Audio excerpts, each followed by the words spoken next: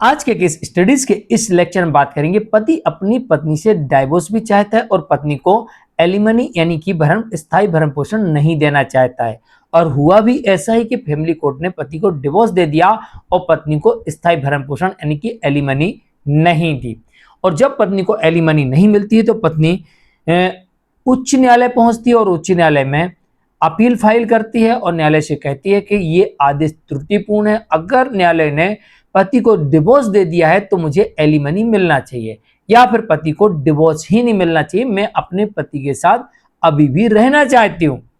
लेकिन इस मामले में अब उच्च न्यायालय ने पत्नी की एलिमनी पर पूर्णतः रोक लगा दी। कोर्ट ने कहा आपको एक पैसा नहीं दे सकते, आप एलिमनी यानी स्थायी भरण पोषण मांगने की हकदार ही नहीं है, आपके पास कोई राइट ही नहीं है मांगने का, आपको नहीं दिया जा सकता। क्यों नहीं दिया सकता, आपको वो नियम भी बताएंगे, साथ में आपको इस जजमेंट के बारे में डिटेल में बताएंगे। जय जनेन्द्र हूं केस जैन। वीडियो को लाइक और शेयर कर दीजिए और इस तरह के जजमेंट्स पाने के लिए जिसमें लगभग आपको 200 जजमेंट्स मिलते हैं या अन्य किसी जानकारी के लिए दिए गए नंबर पर आप हमें संपर्क कर सकते हैं। वीडियो को लाइक और शेयर कर दीजिए। चलिए शुरुआत करते हैं। हाँ, जजमेंट्स के पैकेज में आपको 200 जजमेंट्स मिलते हैं, उसमें आपको ए वाला जजमेंट भी साथ में मिल जाएगा। दरअसल इस मामले में यह देखने को मिलता है कि पति अपनी पत्नी से डाइवोर्स चाहता था और उसने अम्बाला के फैमिली कोर्ट में के समक्ष डाइवोर्स का हिंदू मैरिज एक्ट के सेक्शन 13(1)(I) के अंतर्गत आवेदन प्रस्तुत किया था और साथ ही कोर्ट ने इस आवेदन को स्वीकार कर लिया था। और इस पर कोर्ट जो पति की तरफ से जो आरोप लगाए गए थे, पति ने यह आरोप लगाया था कि पत्नी का व्यवहार शादी के बाद से बेहद कठोर था, आक्रामक था, क्रूर था, ऐसा पति ने आरोप लगाया। और साथ ही पति ने यह भी आरोप लगाया कि वो किसी का सम्मान नहीं करती थी, लगातार सबका अपमान करती थी। एक बात याद रखना, इस तरह के जो आप आरोप लगाते हो इसको साबित करना पड़ता है गवाहों के माध्यम से, मेडिकल रिपोर्ट्स के माध्यम से, या फिर पुलिस इन्वेस्टिगेशन रिपोर्ट के माध्यम से, या फिर वीडियो रिकॉर्डिंग, ऑडियो रिकॉर्डिंग, कुछ ना कुछ ऐसा आपके पास होना चाहिए। आई विटनेस कुछ ना कुछ होना चाहिए कि आप जो आरोप लगा रहे हैं उन्हें कोर्ट में आप साबित कर सके। और यहां पर पति अपने द्वारा लगाए गए आरोपों को कोर्ट में साबित करने में सफल होता है और पत्नी पति के किसी भी आरोप को छुटला नहीं पाई, झूठा साबित नहीं कर पाई। और पति ने साबित कर दिया कि जो मैं कह रहा हूं कि पत्नी शादी के बाद से बेहद क्रूर, आक्रामक थी, अपमान करती थी, क्रूरता करती थी और सबके साथ दुर्व्यवहार करती थी, सबको अपमानित करती थी। पति ने कोर्ट में साबित कर दिया। और पति ने यह भी कहा कि हुजूर देखिए, हम लोग मानसिक रोग से ग्रसित हो गए हैं, पत्नी के व्यवहार की वजह से हमको मानसिक पीड़ा का सामना करना पड़ रहा है। देखिए, डिप्रेशन की हम दवाइयां खा रहे हैं, ये डॉक्टर ने लिखी पर्ची, इस पर्ची पे लिखा हुआ है हम लोग डिप्रेशन के शिकार हो गए हैं। पत्नी ने इतना उत्पाद मचा के रखा हुआ है। अब पति ने एक और बड़ा आरोप लगा दिया इसमें कि जो मेरी पत्नी है इसने 2006 में ही मेरा घर छोड़ दिया था और ये किसी अन्य व्यक्ति के साथ इसके घनिष्ठ संबंध है। यानी कि सीधा सीधा पति ने कह दिया कि उसके साथ अडल्ट्री में है, उसका घनिष्ठ संबंध है, इसकी कॉल डिटेल निकाली जाए। और न्यायालय ने यहां पर पत्नी की कॉल डिटेल को देखा तो इससे स्पष्ट हो गया कि पत्नी लगातार उससे बात करती थी, उससे मिलने जाती थी। देखो, जब आपको अपने जीवन साथी के ऊपर ये डाउट हो जाए कि ये किसी के साथ अडल्ट्री में है तो आप उसकी कॉल डिटेल निकलवा सकते हो।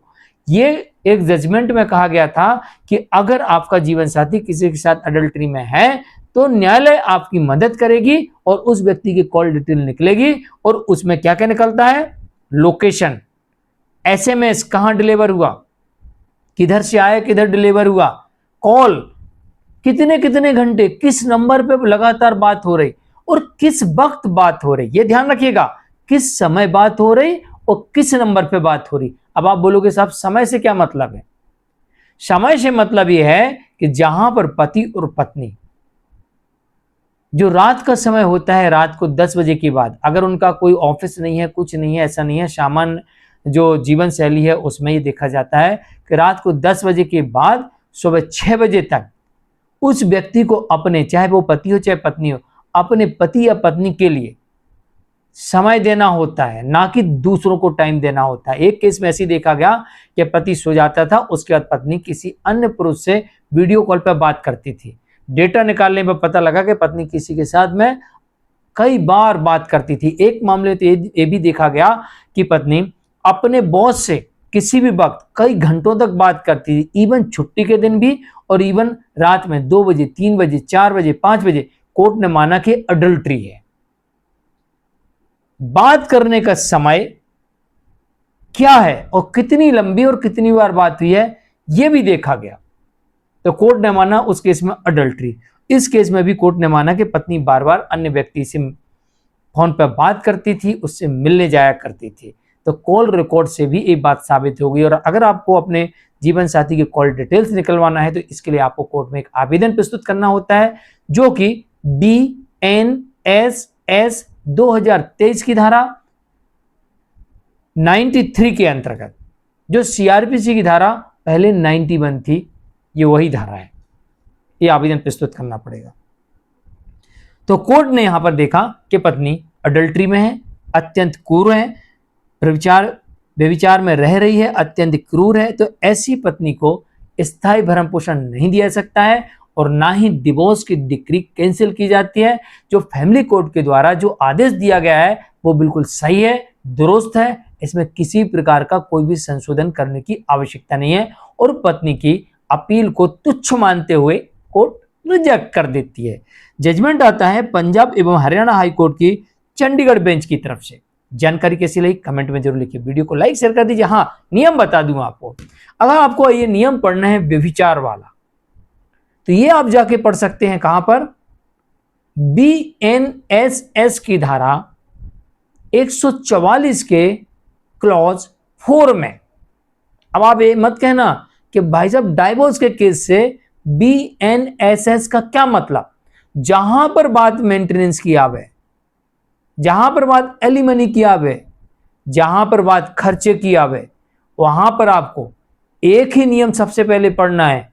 वो नियम है CRPC की धारा 125 के क्लॉज जो 5 है पूरे, वही BNSS की धारा 144 में है। वो पूरे एक एक लाइन आपको पढ़नी है, वही नियम सभी में लागू होते हैं।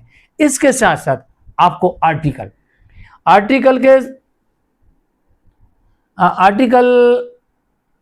मुझे याद नहीं आ रहा अभी, शायद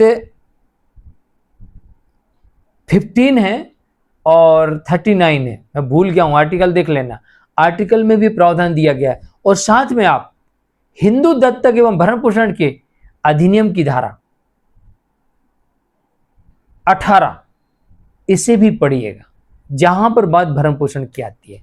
तो इन नियमों के अंतर्गत यही कहा गया है कि व्यभिचार में रहने वाली, बिना किसी कारण के अलग रहने वाली, क्रूर उत्पाद मचाने वाली ऐसी पत्नी को किसी भी प्रकार का न्यायालय भरण पोषण देने से इनकार कर सकती है। तो आज के लिए इतना ही, नमस्कार।